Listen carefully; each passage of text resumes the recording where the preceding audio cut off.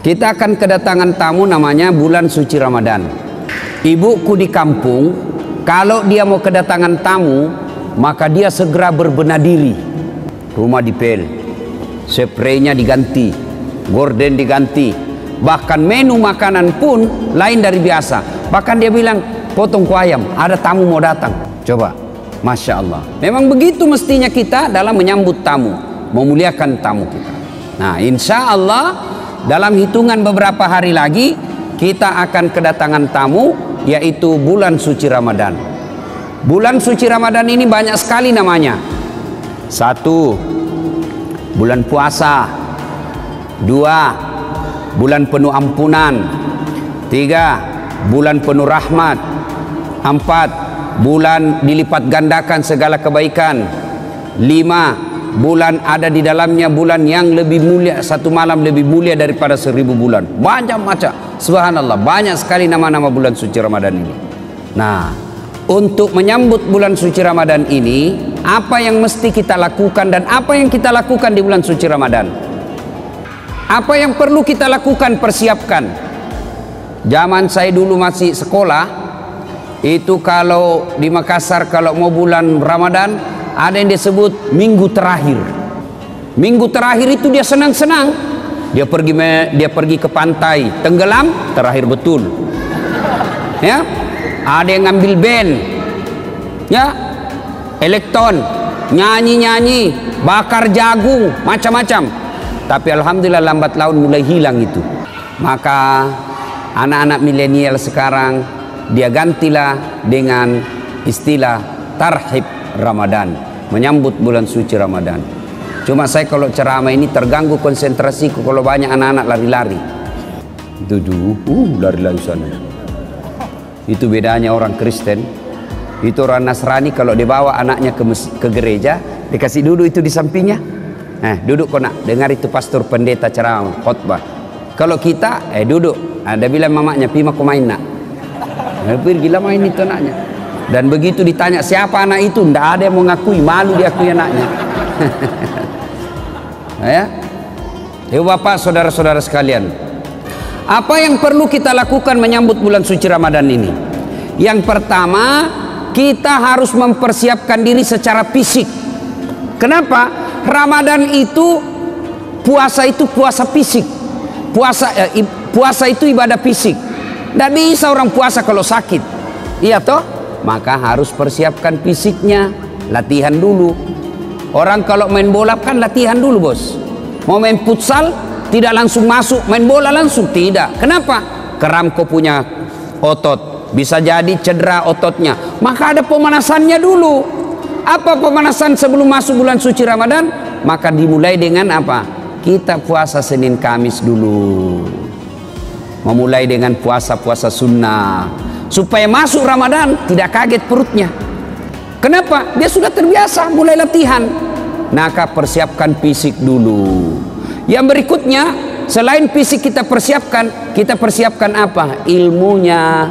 Datang di sini, datang pengajian-pengajian begini. Maka adik-adik sekalian, bacalah ilmu, baca kitab. Supaya apa? Masuk Ramadan kita tidak bingung.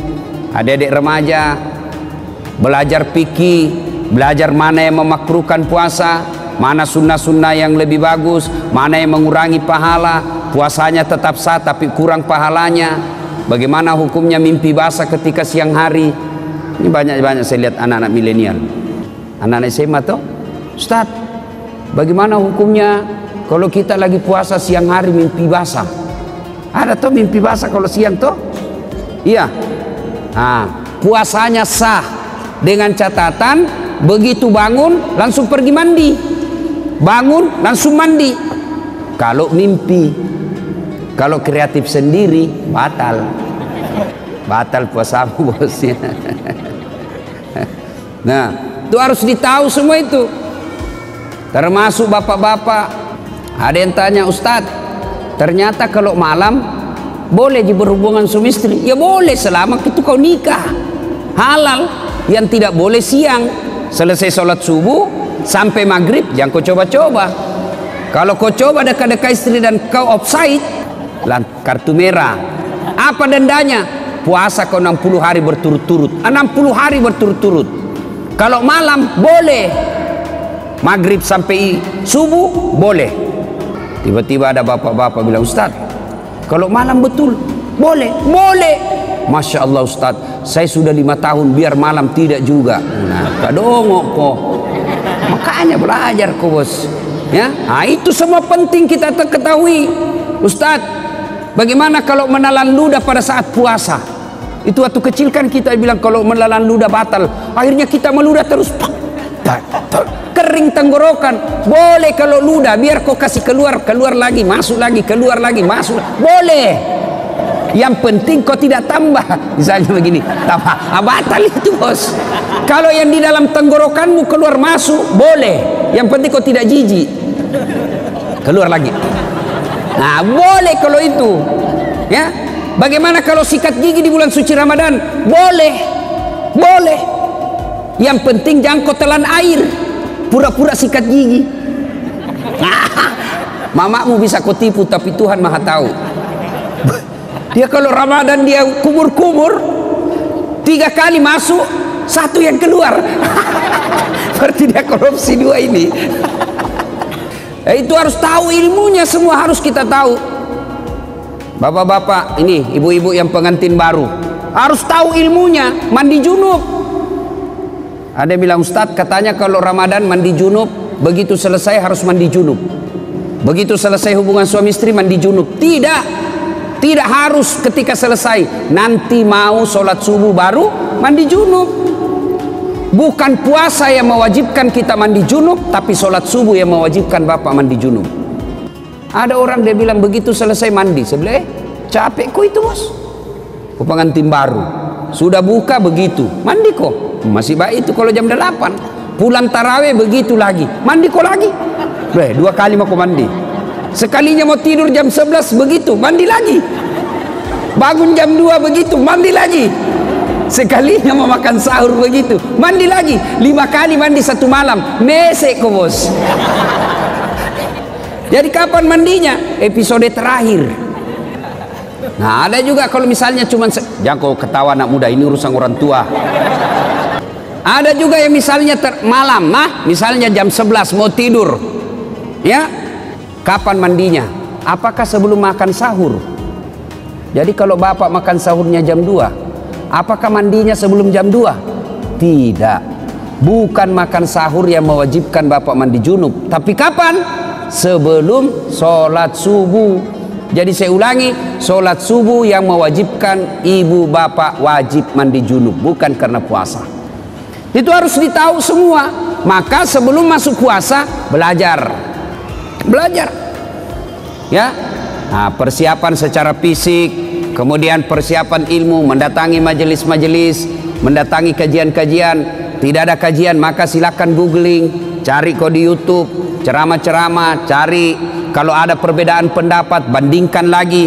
Menurut Ustadz Abdul Somad ini, menurut Adi Hidayat ini, menurut Khalid Basalama begini. Sudah itu, yang penting kau ikhtiar, sudah berusaha mencari ilmu, kau ragu, ikhtiar, salatlah, minta petunjuk dan hidayah dari Allah. Sudah itu hakul yakin, jangan lagi ragu. Ini sekarang kan sudah banyak ustadz-ustadz kondang kok. Iya toh? Nah, cuma jamaah sekarang bukannya mengamalkan ceramahnya Pak Ustadz, dia jadi yuri. Dia menjadi tim penilai. Wah, kalau ini ceramah bagus, kalau ini bikin ngantuk, kalau ini jelek, kalau ini. Memangnya kau menjadi festival penceramah? Amalkan ilmunya orang, bukan membanding-bandingkan. Ya. Nah, sebelum masuk Ramadan. Berikutnya lagi, sebelum masuk Ramadan, apa yang perlu kita lakukan? Cari musuhmu. Cari bombe. Apa sih? Yang kau tidak bertutur sapa. Musuh. Gara-gara pilpres. Satu dukung Jokowi, satu dukung Prabowo. Bertengkar di grup. Akhirnya ketemu ndak baku sapa. Assalamualaikum, dia tahu kalau saya tunda dulu salamku deh, karena nanti saya baku hadapan, nanti selesai baru assalamualaikum. Padahal duduk samping. Selama masih musuhan, minta maaf. Kalau bapak masih musuhan masuk Ramadan, sah puasanya, tapi sayang amal-amal Ramadannya tidak dicatat. nanti dicatat di buku amalnya setelah dia baikan sama musuhnya, termasuk yang suami istri. Itu di Sulawesi ada orang bertengkar sama istrinya gara-gara beda capres. Ya, ibu, bapak-bapak yang pernah sakiti istri minta maaf. Minta maaf sebelum masuk Ramadan. Bagaimana cara minta maafnya? Jabat tangannya, senyum, pandang matanya, jangan jabat tangan. Oh, senyum kok bos. Ada orang jabat tangan menakutkan matanya. Oh ya, kok tidak ikhlas itu, senyum. Sudah itu apa? Salawat kepada Nabi. Allahumma sholli ala sayyidina Muhammad wa ala ali sayyidina Muhammad. Berikutnya sebut judulnya dosa. Bu, maafkan saya bu. Kata istrinya, kenapa pak? Apa judulnya? Nggak enak saya ngomong sama kau ibu. Ah, sebut, kata Ustaz Dasar harus sebut. Nggak enak. Betul kok nggak apa-apa? Nggak apa-apa pak. Apa? Mohon maaf ibu, saya pernah selingkuh. Dia bilang istrinya, nggak apa-apa bang, saya maafkan. Memang begitulah makhluk biasa, namanya manusia. Kadang kala kita hilap, saya maafkan bang, karena 2 bulan yang lalu saya juga selingkuh. Ya, nah selain itu Bapak Ibu sekalian, maka selain ya, pertama persiapkan ilmu, persiapkan fisik, bersilaturahim, itu yang kita lakukan. Nah, masuk Ramadan, maka yang harus banyak kita lakukan, pertama banyak-banyaklah berdoa. Doa kadangkala tidak diijabah gara-gara apa? Kita tidak tahu etika dan tata cara dalam berdoa.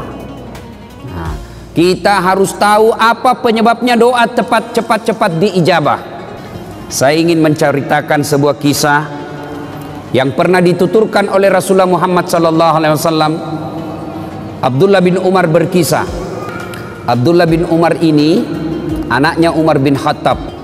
Dia bercerita, Abdullah bin Umar, suatu kali kami mendengar Rasulullah SAW berkisah bahwa ada 3 orang pemuda melakukan musafir, perjalanan jauh. Tiba waktu malam, maka mereka mencari penginapan, tidak ada rumah, maka mereka nginap di dalam gua. Tahu gua? Tahu gua, Dek? Tahu? Nah, itu batu lubang dalam gunung. Masuklah mereka bertiga, karena waktu itu tidak ada hotel. Masuk bertiga. Begitu mereka tidur, bangun. Saat bangun, didapatinya pintu gua sudah tertutup oleh batu. Jadi anggaplah ini, ya anggap ini mulut gua tertutup batu. Mereka bangun, Masya Allah. Inna lillahi wa inna ilaihi rajiun. Tertutup pintu. Dia dorong, tidak bisa terbuka. Dorong lagi, tidak bisa terbuka. Akhirnya satu di antara mereka berkata, ayo kita minta pertolongan Allah. Bagaimana caranya? Mari kita berdoa. Majulah orang pertama berdoa. Ya Allah, saya pernah mengurusi ibu saya. Saya bekerja di pasar. Setiap hari jika masuk waktu siang, waktu duhur, saya balik ke rumah saya dari pasar, jalan kaki berkilo-kilometer. Saya suapi ibu saya makan, saya tuntun ibu saya makan. Selesai saya beri makan, saya kasih pakaian yang rapi, lalu saya tuntun sholat duhur. Selesai semuanya, selesai makan, selesai sholat duhur, saya balik lagi ke pasar mengurus dagangan saya. Tiap hari aku lakukan itu, ya Allah. Ya Allah, sambil dia kenang kebaikannya ini, dia berdoa kepada Allah. Ya Allah, jika mengurus orang tua, melayani ibu saya adalah kebaikan di sisimu, dan engkau merasa pantas membalasnya, maka saya mohon kepadamu ya Allah, kabulkan doaku, bukalah pintu gua ini. Tiba-tiba pintu gua bergerak, terbuka, belum, hanya geser sedikit, tapi belum bisa dilalui manusia. Selesai berdoa, dia tunjuk orang kedua. Mas bro, kau lagi berdoa. Maju orang kedua berdoa. Ya Allah, saya pernah mencintai seorang perempuan yang tak lain adalah sepupuku sendiri. Saya sangat menyayanginya. Aku ingin sekali bersamanya. Dan di suatu ketika datanglah perempuan ini meminta tolong kepadaku. Mas, tolonglah saya, pinjami duitmu, saya butuh sekali duit. Katanya ini anak muda, boleh saya pinjami kamu, tapi dengan catatan temani saya tidur 1 malam. Bagaimana caranya? Nah, kau bukan muhrim. Terserah. Mau kau saya bantu? Itu. Kalau kau tidak mau, tidak usah. Saya tidak pinjami kau. Karena butuh sekali ini perempuan. Akhirnya oke, saya terima persyaratannya. Maka ketemulah mereka di tempat yang mereka telah sepakati, pada jam yang mereka telah sepakati. Datanglah ini perempuan, mulai dengan berpakaian cantik sampai telanjang bulat. Telanjang bulat, bukan telanjang segitiga, telanjang bulat. Saya tidak tahu juga. Jangan kau tanya saya kenapa disebut telanjang bulat. Saya juga tidak tahu kenapa, karena memang sudah begitu sejak lahir. Ditanya saya, kenapa orang tidak bilang telanjang segitiga ya? Telanjang segi 4 atau telanjang persegi 4, telanjang bulat. Tidak tahu kenapa. Jangan kau tanya saya tidak tahu jawabannya. Dia sudah telanjang bulat ini perempuan. Ini laki-laki sudah mau mendatanginya. Tiba-tiba laki-laki ini seolah-olah melihat rambu lalu lintas. Huruf P silang warna merah. Dilarang parkir. Oh, tidak jadi ini laki-laki. Astagfirullah. Dia tinggal, dia palingkan pandangan. Dia bilang, ini duit, ambil ini duit. Bagaimana? Tidak jadi. Terlanjur nih. Tidak jadi. Jadi, kau tidak usah utang, ambil saja ini duit. Saya bantu kau lillahi ta'ala. Kira-kira kalau kau bos, tak kalah nih deh. Masya Allah. Dia tinggalkan sambil mengenang kebaikannya itu. Lalu dia berdoa kepada Allah, ya Allah, jika pada saat itu saya mampu mengendalikan diri, saya tidak berzina padahal dia sudah di depan mata saya tidak berzina karena saya takut kepadamu ya Allah. Jika itu adalah kebaikan di sisimu, saya mohon kepadamu ya Allah, kabulkan doaku, bukalah pintu ini. Akhirnya bergetar lagi tuh pintu goa, tapi belum bisa dilewati. Maju orang ketiga. Kau yang terakhir. Majulah orang ketiga. Ya Allah, saya pernah punya pegawai.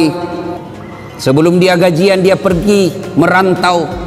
Maka aku simpanlah dia punya gaji bulanan. Gaji bulanan itu kemudian saya belikan seekor kambing perempuan, kambing betina hamil tidak ada suaminya. Kenapa ketawa? Namanya juga kambing. Wajar, masa ada kambing akad nikah? Tapi sekarang banyak ton cewek saingan sama kambing. Hamil tidak ada suaminya, deh beleng-beleng.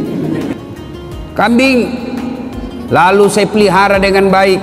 Mulai dari 1 ekor, beranak pinak menjadi puluhan ekor, kemudian menjadi ratusan ekor. Pada saat jumlahnya sudah ratusan ekor, datanglah pegawai saya ini menagih dan meminta gajinya. Mana gajiku? Lalu dia berkata, tuh gajimu, tuh ada di kambing. Ada semua itu kambing di lapangan. Maksudnya apa?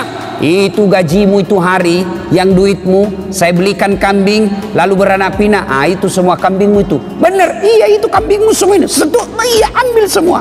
Dia ambil semua itu kambing, tidak tersisa satupun. Ini juga orang tidak tahu berterima kasih. Masa kau tidak simpan 1 ekor? Dia ambilnya semua.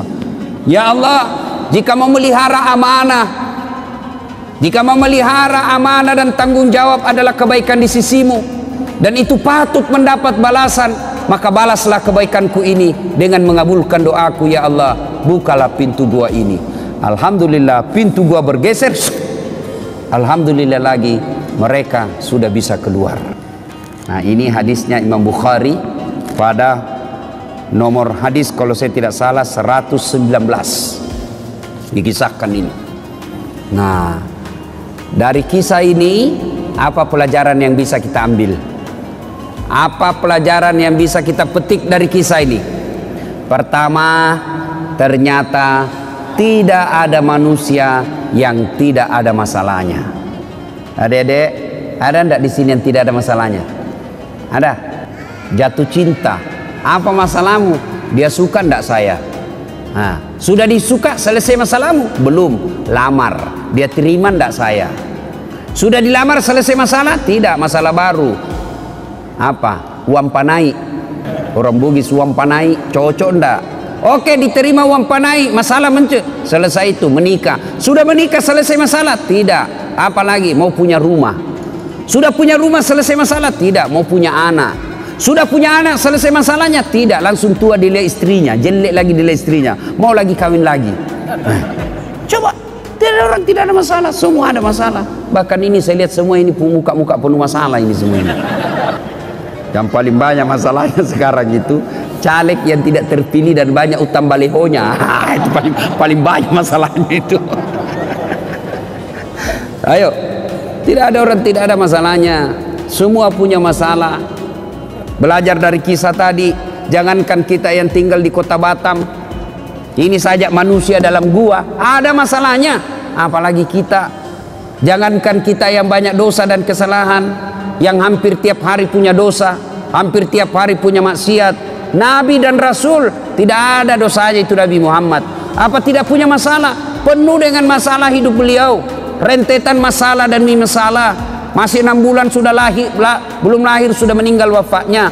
Wafat bapaknya baru 3 hari diambil ibu susunya Halimatus Sa'diyah. 4 tahun bersama ibu susu kembali ke ibunya. Baru 2 tahun bersama ibunya, meninggal pula ibunya ketika usia 6 tahun. Diambil oleh kakeknya, baru 2 tahun bersama kakeknya, meninggal pula kakeknya, diambil oleh pamannya. Usia 12 tahun mereka Rasulullah sudah mulai berperang, ikut perang, bukan perang agama tapi perang kelompok. Usia 16 tahun mulai berdagang bersama paman beliau, jalan kaki naik onta ke Syam, penuh dengan masalah. Di Mekah diusir dari kampungnya. Siapa yang mengusirnya Nabi? Bukan orang lain. Siapa yang mengusirnya? Pamannya sendiri. Nabi saja penuh dengan masalah. Minta pertolongan ke Taif. Apa dibantu di Taif? Tidak, dilempari satu kampung di Taif. Nabi penuh dengan masalah. Apalagi kita. Kalau begitu, bukan masalah kita. Masalah kita adalah bagaimana mengatasi masalah. Itu. Kalau Nabi ada masalahnya, beliau ambil wudhu, sholat, hajat, minta pertolongan kepada Allah. Kita ada masalah, ambil HP, update status, berdoa di Twitter, berdoa di Facebook. Sedikit-sedikit, ya Allah lindungilah suamiku, ya Allah murahkan rezekiku. Update status lagi, ya Allah halalkan segala usahaku. Sibuknya itu Tuhan mau baca statusmu. Berdoa di status bos, berdoa di atas sajadah selesai sholat. Maka adik-adik ketika ada masalah, diajarkan Ali dari kisah ini, semua ada masalah. Tidak ada manusia yang tidak ada masalahnya. Kamu pikir ustadz tidak ada masalahnya? Wow, ustadz juga banyak masalahnya. Satu hari dikasih 5 ceramah, masalah itu juga itu. Capek orang bos. Coba, kadangkala datang capek kita, selesai ceramah disuruh lagi selfie. Selfie ustaz, selfie lagi selfie. Orang sudah keringatan, capek, selfie. Disuruh senyum, orang capek ini. Coba. Semua orang punya masalah. Tidak ada orang tidak punya masalah. Semua orang punya masalah. Alhamdulillah, Allah cuma minta sabar, sempurnakan sholat. Ya, ada masalah, ngadulah kepada Allah, berdoalah kepada Allah. Ya. Belajar lagi dari kisah ini. Ternyata dalam berdoa boleh menyebut kebaikan. Dalam berdoa ibu boleh menyebut kebaikan. Tapi bukan menyebut kebaikan kepada manusia, tapi menyebut kebaikan kepada Allah. Yang berdosa yang tidak boleh, bapak cerita ke tetangga. Kau tahu Dasat Latif? Itu dari Makassar. Itu jadi ustadz. Saya kasih sekolah itu dari SD sampai SMP. Saya lihat itu dia, tidak ada papanya. Saya yang kasih sekolah, tidak jadi manusia itu kalau bukan saya. Tidak boleh begitu. Tidak boleh. Tapi menyebut kebaikan kepada Allah ketika berdoa boleh. Ya Allah, saya pernah ngurus anak yatim piatu. Sepupu saya sekolahkan. Mulai dari SD, SMP, SMA, kuliah. Lalu aku nikahkan dengan wanita baik-baik. Lalu dia sekarang sudah menjadi orang yang berhasil. Jika itu adalah kebaikan di sisimu ya Allah, kabulkan doaku ya Allah. Murahkan rezekiku ya Allah. Boleh. Ya Allah, saya pernah mencintai seorang wanita ya Allah. Aku sangat mencintainya. Aku sangat menyukainya. Dia pun mau sama saya. Tapi mau muntah lihat saya ya Allah. Nah, Boleh menyebut kebaikan-kebaikan, boleh. Ya. Yang ketiga, hikmah dari kisah ini. Ternyata yang bisa menyebabkan doa cepat diijabah Allah, cepat dikabulkan Allah, satu, birrul walidain, berbuat baiklah kepada kedua orang tua. Ini adik-adiknya kan banyak semua ini ya. Siapa yang masih hidup orang tuanya? Angkat tangan. Yo. Yang sudah tidak ada satu?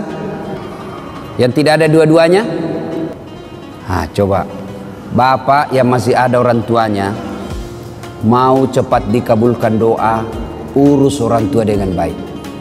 Adik-adik mau cepat kerja yang baik, dah usah kau cari muka sama pejabat. Kau sudah punya muka itu. Ada kan orang suka sekali cari muka. Siap Pak, siap. Apa siap? Lebih kau cari muka sama orang tua Allah. Dengan cara apa? Cari muka pada Allah. Dengan cara apa? Muliakan orang tuamu. Muliakan orang tua. Itulah sumber berkah.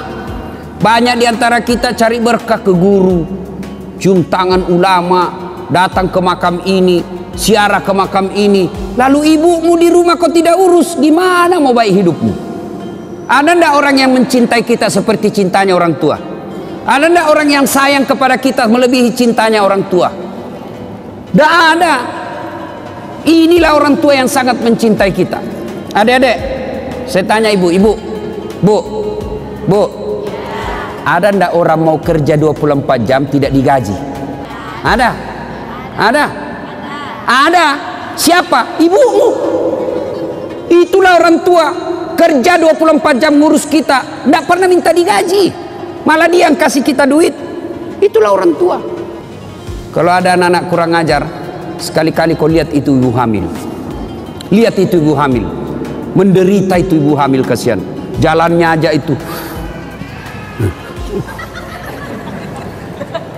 Coba tuh. Apalagi kalau dia sudah 7 bulan, kakinya ada di sini. Naila di sini.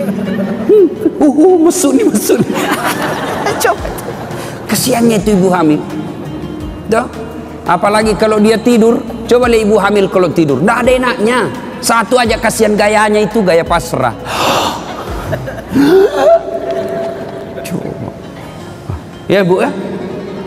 Apalagi kalau melahirkan. Ibu pernah bayangkan, masih ingat waktu melahirkan bu? Masih? Ada ibu-ibu melahirkan senyum. Mentang-mentang dia artis, keluar kok nak. Wah, tidak.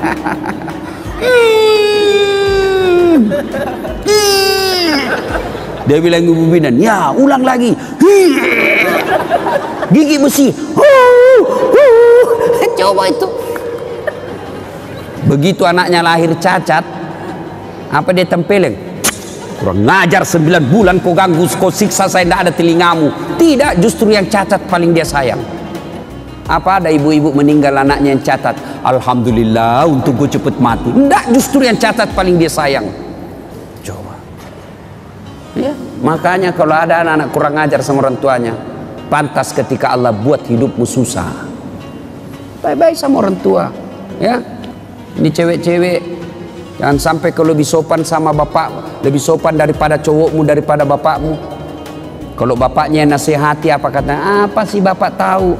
Itu dulu, belum ada medsos dulu. Sekarang sudah modern pak, beda zamannya bapak dulu. Dikasih tahu, baru satu bapaknya ngomong, dia sudah 19. Giliran cowoknya yang ngomong, terserah abang aja deh. Beleng-beleng. Tahu beleng-beleng? Tahu beleng-beleng? Itu beleng-beleng itu makan es krim ditiup. Pak.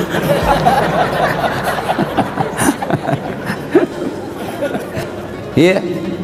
Berbuat baiklah sama orang tua. Adik-adik, bagaimana cara berbuat baik sama orang tua?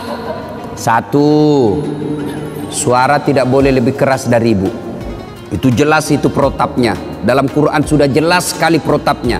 Imma yablughanna indakal kibra ahaduhuma au kilahuma fala takul lahuma uf wala tanharhuma wa kullahuma qaulan karima. Itu sudah ada dalam Quran itu. Jangan kau berkata Sakit hatiku Ustaz. Berapa sakit hatimu dibanding sakitnya melahirkan? Ada kan anak-anak kasihan itu, siapa yang besarkan? Neneknya. Sejak lahir ditinggal sama ibunya. Ibunya pergi menikah lagi, bapaknya menikah lagi. Akhirnya ini anak dibesarkan oleh neneknya, disekolahkan dengan baik, dapat kerja yang baik, ternyata baru pulang ibunya. Ibunya gagal pernikahan keduanya, bapaknya pun demikian. Lalu datanglah ini orang tua ke anaknya yang tidak pernah diurusnya. Ini anaknya marah. Apa bapak saya, dia terima beres, ibu saya tidak pernah diurus. Biar kau kasih haji ibumu 2 kali. Kau belikan ibumu 1 kilo emas. Kau bikinkan istana, belum seimbang dengan darah yang ada menetes dalam dirimu. Itu dari orang tua. Ya, jadi tidak ada jalan itu mau melawan orang tua. Belajar dari kisahnya Ibrahim alaihissalam. Ibrahim alaihissalam dapat, siapa namanya bapaknya Ibrahim? Siapa? Azor. Dia nyembah berhala. Ibrahim mau ribut sama bapaknya, mau lawan bapaknya. Apa kata Ibrahim? Kata Allah, sadar kau Ibrahim, bapakmu itu, tapi dia nyembah berhala ya Allah. Allah berfirman, bagaimanapun dia bapakmu, jangan kau lawan bapakmu. Nah, jadi agar doa cepat diijabah Allah, birrul walidain, berbuat baiklah kepada kedua orang tua. Adik-adik, saya menganjurkan pulang ini cium tangan orang tua. Kalau saya bukan cuma tangan, kakinya ibu saya cium. Ya, kalau mau berkah hidup bos, sudah muliakan orang tuamu. Allah yang ngurus kamu, bisa beli mobil, bisa punya rumah, mendapat istri yang baik. Caranya apa? Birrul walidain, berbuat baiklah kepada kedua orang tua. Yang kedua, yang menyebab doa cepat diijabah Allah adalah menghindari dosa dan maksiat. Bagi kita laki-laki, dosa yang paling besar itu apa? Dosa perempuan. Tapi ini perempuan, tolong kami kerjasama. Ya, kami ini laki-laki jaga mata, tolong kalian jaga akhlak. Biar kami setengah mati jaga mata, kalau kalian gentayangan susah. Masa kita mau jalan begini terus? Ada paha, ada dada, ya pasti dia dilihat barang bagus bos. Tapi jangan kok aniaya kami. Saya ini paling kasihan saya itu kalau di Makassar. Saya keluar rumah sholat duha dulu, berdoa dulu, zikir dulu. Baru 10 menit keluar dari rumah di jalan, habis saya punya zikir. Sebelah kanan dada, balik ke kiri paha, di depan kita dada, balik ke belakang pantat. Waduh, habis. Dia bilang orang, kenapa kau lihat Ustaz? Pasti dilihat, barang bagus bos. Makanya jangan, kata Nabi, jangan gara-gara perbuatanmu orang berdosa. Ya, kita ini dosa yang paling gampang membuat kita masuk neraka, mata. Mata ini yang paling gampang masuk neraka kita. Tadi lihat, tiba-tiba kita zikir, tiba-tiba lihat cewek, ada cewek cantik, kelihatan pahanya. Kira-kira kalau lagi duduk-duduk depan rumah lihat cewek kelihatan pahanya, apa kau baca cowok? Apa? Bukan alhamdulillah bos. Bukan. Apa diucapkan? Subhanallah, maha suci Allah yang telah menciptakan keindahan itu. Bukan itu paha dipuji, tapi Allah dipuji karena dia ciptakan itu paha indah. Maha suci Allah yang telah menciptakan keindahan itu. Itu pahala. Orang Bugis bilang dalemak galendrong. Rezekimu itu bos.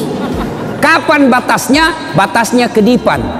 Begitu berkedip, istighfar, palingkan pandangan. Astagfirullah. Jangan juga setelah kekotahan kedipannya. Pas berkedip dia bilang astagfirullah, tapi matanya tidak dipalingkan. Astagfirullah. Astagfirullah. Bukan begitu. Ya, jelas ya. Menghindari maksiat, menghindari dosa. Dan dosa buat kita ini anak muda, yang paling besar peluang kita berdosa adalah zina. Perempuan. Makanya adik-adik sekalian yang sudah sarjana atau sudah tidak punya cita-cita untuk kuliah, tamat SMA, dan kau sudah mulai pintar berdewasa mencari-cari nafkah, segeralah menikah. Tidak usah khawatir, rezeki Allah yang ngatur. Nah, menghindari maksiat, menghindari dosa. Dan yang ketiga, yang membuat doa kita cepat diijabah Allah adalah memelihara amanah. Amanah tidak mesti jabatan. Ini kita semua ada amanah kita. Tanggung jawab kita ada. Ibu bapak orang tua tanggung jawabnya apa? Ngurus anak. Ketua RT amanahnya apa? Ngurus rukun tetangga. Caleg amanahnya apa? Suara rakyat. Itu semua amanah. Orang yang memelihara amanah maka akan mengabulkan, akan menyebabkan cepat doanya dikabulkan Allah. Saya bukan caleg Ustadz, anggota DPR bukan, ketua RT bukan, ketua organisasi bukan. Apa amanah yang Allah berikan kepada kita? Amanah yang Allah berikan kepada kita adalah anggota tubuh. Ini semua nanti akan ditanya. Mata kita akan ditanya, tangan kita akan ditanya, kaki kita akan ditanya. Dalam Al-Quran kan Allah jelaskan, Bismillahirrahmanirrahim, Al-yawma nahtimu ala afwahihim wa tukallimuna aydihim wa tashhadu arjuluhum bima kanu yaksibun. Tangan kita akan bicara, mulut kita akan bicara, kulit kita akan bicara atas segala nikmat. Nikmat itu amanah yang Allah berikan kepada kita. Mata ini amanah yang Allah berikan, maka jangan dipergunakan kecuali yang bermanfaat. Cara membersihkan anggota tubuh dari dosa, anggota tubuh ini dibersihkan dari dosa dan kesalahan, bagaimana caranya? Salah satu caranya ketika wudhu. Berapa kali minimal kita wudhu? Berapa kali minimal wudhu, ibu? Berapa? Minimal 5 kali. Sholat 5 waktu. Maka Nabi mengajarkan setiap wudhu kau doa. Mulai dibasuh tangan, jari-jari mulai. Itu sudah diajarkan doa. Ya Allah, ampuni dosa yang telah dilakukan tangan saya. Tangan kanan jari-jarinya masuk, jari-jari kiri masuk, yang panjang kukunya hati-hati, bisa masuk setan di situ. Sambil berdoa, ya Allah, ampuni dosa yang telah dilakukan tangan saya. Apa dosa tangan? Orang Makassar bilang kokbi. Apa kokbi? Colek. Teman SMA dicolek. Coleknya dengan nafsu. Bisa itu dibedakan bos, colek teman dengan colek sahwat. Kalau colek teman sedikit saja dia. Kalau colek nafsu pak 5 jari. Nah itu colek nafsu itu. Itu ada yang berdosa begitu. Maka kita minta, ya Allah ampuni dosa yang telah dilakukan oleh tangan saya. Lalu dibasuh lagi mulut. Kita berdoa lagi, ya Allah ampuni dosa yang telah dilakukan mulut saya. Disunnahkan masukkan jari-jari. Syukur-syukur kalau bisa sikat gigi. Ya Allah ampuni dosa yang telah dilakukan mulut saya. Apa dosanya mulut? Gosip. Nah ini aslinya ini perempuan. Atau ada laki-laki tukang gosip? Kelainan jenis kelamin kok itu. Kalau perempuan memang fitrahnya itu tukang gosip. Gini duduk-duduk begini damai tapi gersang. Dia ada tapi matanya itu sinis. Nah itu tuh. Ya. Nah dibasuh lagi hidung. Basuh hidung dimasukin, sunnah itu. Masukin air sedikit, baru keluarin. Nah. Baca ya Allah ampuni dosa yang telah dilakukan hidung saya. Apa dosanya hidung? Kau lebih tahu lah. Mencium yang bukan landasannya. Sudah itu membasuh wajah. Ini yang paling banyak. Ya Allah ampuni dosa yang telah dilakukan oleh mata saya, dan putihkanlah wajah saya di padang mahsyar kelak. Nah, apa dosa mata? Ngintip. Nah itu dosa. Maka kita minta ampuni dosa yang telah dilakukan mata saya, dan putihkanlah wajah saya di padang mahsyar kelak. Salah satu tanda umatnya Rasulullah nanti di akhirat, wajahnya bercahaya ibarat bulan. Nah sudah itu dibasuh lengan. Ini yang paling banyak kita salah. Basuh lengan sunnahnya dari jari ke siku. Iya toh, berarti prakteknya begini kan? Tapi yang kita praktek apa? Siku ke jari, buka keran. Salahkah? Tidak salah, tapi tidak sunnah. Sambil terima telepon malah itu ini. Beleng-beleng.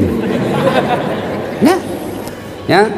Nah, pada saat itu kita berdoa lagi, ya Allah ampunilah dosa yang telah dilakukan oleh tangan saya, dan berikanlah kitab kebaikan saya nanti di akhirat menerima tangan kanan. Itu kata Nabi, siapa orang yang diberikan kitab kebaikannya, ijazahnya, raporannya dengan tangan kanan atau dari depan, maka dia masuk surga. Sebaliknya, apabila diberikan kitabnya dari tangan kiri atau dari belakang, maka dia masuk neraka. Maka kita berdoa, ya Allah, berikan catatan kebaikanku nanti di akhirat menerima tangan kanan. Ya, sudah basuh itu. Berikutnya, membasuh rambut. Ketika dibasuh rambut, disunnahkan lagi berdoa, ya Allah, ampunilah, ya Allah, haramkanlah diri saya disentuh api neraka. Dibasuh. Cuma biasa anak muda ini yang sisirnya sudah dikasih pamode apa? Hah? Pamode apa? Pomade. Nah itulah. Kita dulu waktu kecil Pak, tidak banyak jenisnya merek rambut. Anu ji, tanco. Kalau ngambilnya tidak cukup 1 jari, 2 jari ngambilnya. Baru tuh. Pas kena matahari keluar semua keringat di sini. Tanco. Sudah tanco modern sedikit apa? Minyak kemiri. Sekarang sudah baca cukurnya saja anak-anak sekarang model macam-macam. Ada sungainya. Ada kayak got di sini. Dia ganti gotnya di sini, ada juga di sini. Masya Allah. Ah, sudah dikasih lah itu pamod. Oh, rambutnya tidak mau goyang. Akhirnya wuduknya dia begini saja. Beleng-beleng. Ya, tidak sah itu wudukmu, pasti. Karena dalam Quran membasuh sebagian rambut. Jadi kalau kau tidak basuh rambutmu tidak sah. Nah, ya Allah, haramkanlah diri saya disentuh api neraka. Sudah itu, basuh telinga, ampunilah dosa yang telah dilakukan telinga saya. Dan basuh kaki, ya Allah, ampuni dosa yang telah dilakukan kaki saya, dan lekatkanlah kaki saya di jembatan Siratal Mustaqim nanti. 5 kali bos kita berdoa sehari semalam. 5 kali. Masa Allah tidak ampuni dosa? Cuma yang jadi masalah, kadangkala kita wudhu buru-buru selesai, bahkan sambil menyanyi. Yo ayo, yo ayo, yo ayo, ay. Ya? Nah, saudara-saudara sekalian, inilah 3 yang membuat doa kita cepat diijabah Allah. 1, birrul walidain. 2, hindari maksiat. 3, memelihara amanah. Kalau 3 hal ini dilakukan pada saat bulan suci Ramadan, maka banyak-banyaklah meminta kepada Allah. Dalam bulan suci Ramadan, Allah malu tidak mengabulkan doanya orang-orang yang berdoa. Maka manfaatkanlah bulan suci Ramadan, banyak-banyak berdoa. Saya sudah berdoa Ustadz, sudah saya lakukan itu yang 3 sunnah tadi ini. Kenapa doaku tidak dikabulkan Allah? Berarti apa yang kalian minta tidak baik buat kalian.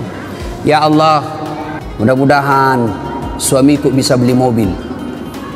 Malah mobil terjual.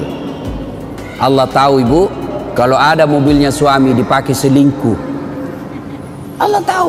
Ya Allah, mudah-mudahan saya bisa lulus universitas terkemuka sesuai cita-cita dan impianku. Tidak lulus, jangan sangka buruk, sangka baiklah. Berarti apa yang kalian itu minta tidak baik buat.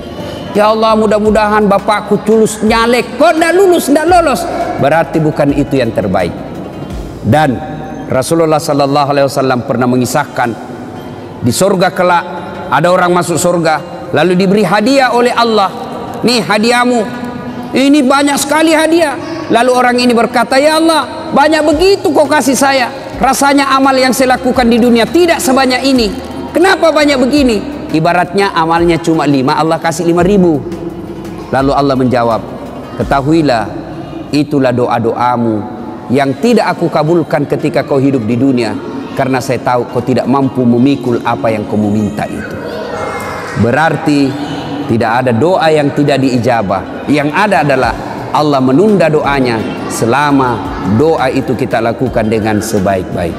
Ibu bapak saudara-saudara sekalian, inilah tausiah kita pada hari ini. Mudah-mudahan ada manfaat dan kebaikan di dalamnya. Selamat memasuki bulan suci Ramadan. Kita berdoa, lagi berapa hari? Kurang lebih 8 hari lagi. 8 hari belum tentu masih hidup bos, 8 hari. 8 hari itu masih bisa kita meninggal 3 kali. Maka salah satu doa yang diajarkan menjelang Ramadan, ya Allah, pertemukan aku bulan suci Ramadan, panjangkan umurku supaya saya bisa menikmati bulan suci Ramadan. Ibu bapak saudara-saudara sekalian, inilah tausiah kita, mudah-mudahan ada manfaat.